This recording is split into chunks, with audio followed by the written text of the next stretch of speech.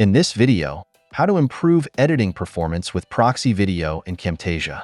Using Proxy video files in Camtasia can significantly improve editing performance, especially when working with high-resolution footage or projects with multiple layers and effects.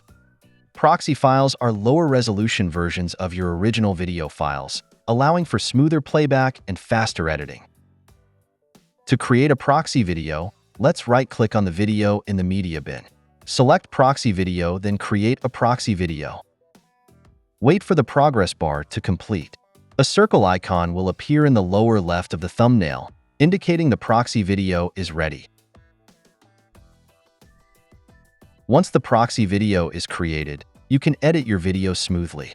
The Proxy video is a lower resolution version, which reduces the load on your computer.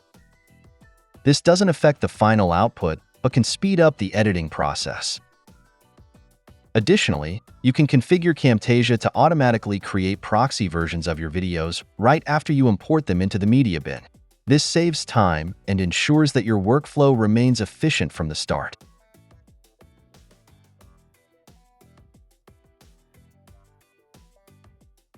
That's it. Thanks for watching. Don't forget to like and subscribe, and see you in next videos.